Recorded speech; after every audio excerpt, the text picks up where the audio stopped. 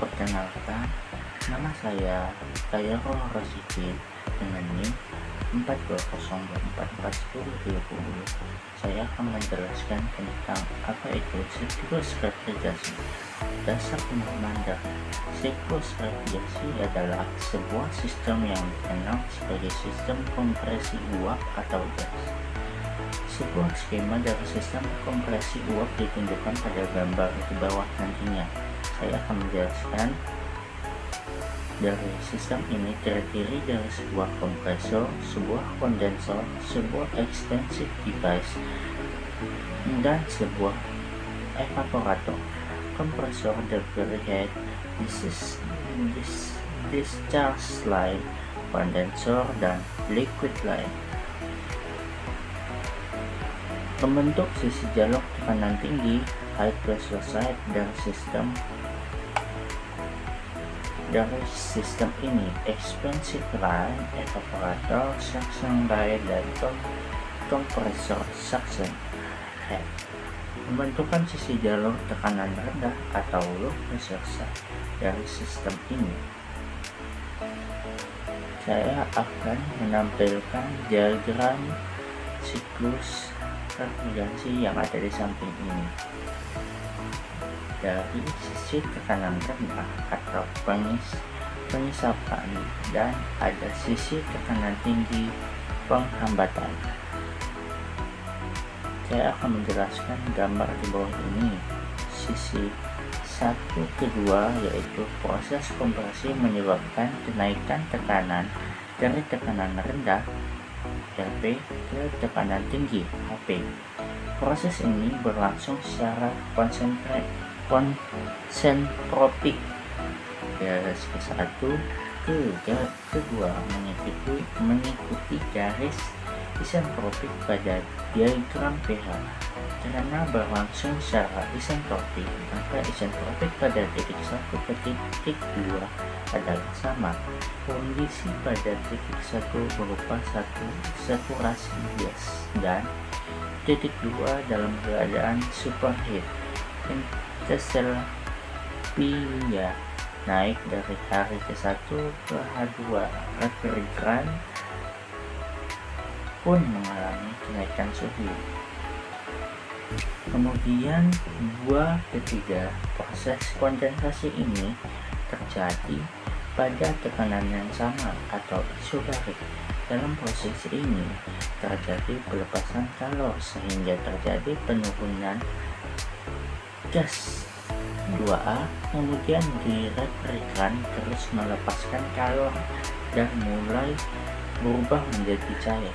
Dari titik 2A ke titik 3 tidak terjadi penurunan, maka refrigeran mengalami penurunan entalpi dari H2 ke H3.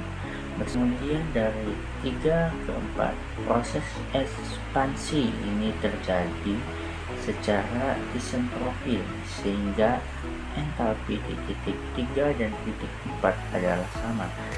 Tekanan pada titik 3 masih tekanan tinggi atau disebut dengan RP, kemudian turun hingga titik 4 di tekanan rendah disebut RP. Penurunan tekanan ini disertai dengan penurunan suhu. Kondisi refrigeran yang tadinya saturasinya cair, titik 3 menjadi campuran gas dan cair.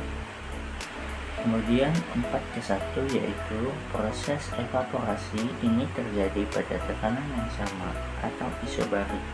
Dalam proses ini terjadi penarikan kalor sehingga kenaikan entalpi suhu tidak mengalami kenaikan karena kalor yang diambil digunakan untuk mengubah fase dari yang tadinya campuran yaitu titik keempat menjadi gas jenuh ke titik 1. Dalam proses ini terjadi pendinginan terhadap objek karena kalor pada objek ditarik oleh refrigeran dalam evaporator. Kapasitas pendinginan ditentukan pada proses ini yaitu besarnya penarikan kalor.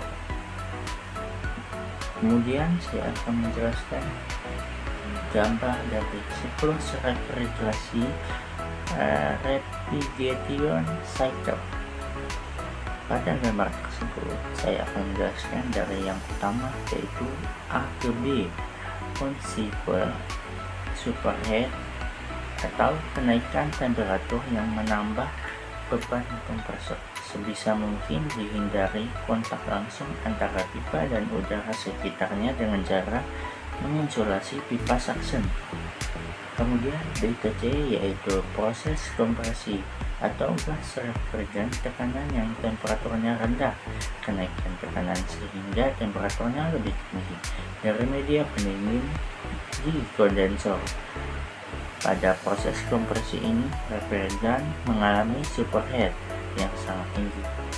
Kemudian C ke D, proses D superheat heating, temperatur refrigeran mengalami penurunan tetapi tidak mengalami perubahan wujud.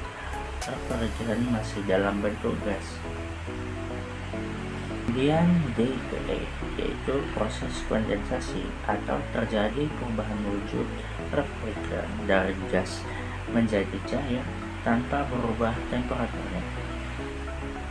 Kemudian E ke F, yaitu proses subcooling di kondensor atau refrigeran yang sudah dalam bentuk cair masih membuang kalor ke udara sekitar sehingga mengalami penurunan temperatur.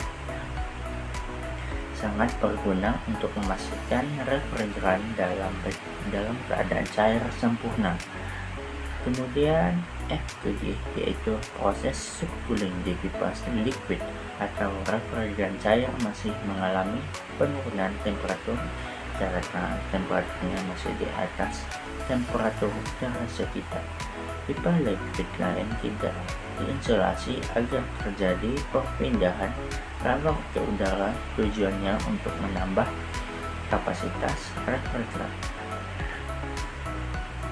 Dalam beberapa kasus, pipa liquid harus diinsulasi, nanti dijelaskan dalam penjelasan khusus. Dan G ke H, yaitu proses ekspansi atau penurunan tekanan refrigeran dalam bentuk cair, menurunkan tekanan sehingga temperatur saturasinya berada di bawah temperatur ruangan yang diinginkan. Tujuannya agar refrigeran cair mudah menguap di evaporator dengan cara menyerap kalor dari udara yang dilewatkan ke evaporator. Terjadi perubahan wujud refrigeran dari cair menjadi bubble gas sekitar 23% karena penurunan tekanan ini. Jadi refrigeran yang keluar dari katup ekspansi atau masuk ke evaporator dalam bentuk campuran sekitar 77% cairan dan 23% bubble gas. H ke I, yaitu proses evaporasi atau refrigeran yang bertemperatur rendah menyerap kalor dari udara yang dilewatkan ke evaporator. Terjadi perubahan wujud refrigeran dari cair menjadi gas. Terjadi juga penurunan temperatur udara keluar dari evaporator karena kalor dari udara diserap oleh refrigeran. Kemudian I ke A, proses superheat dari evaporator.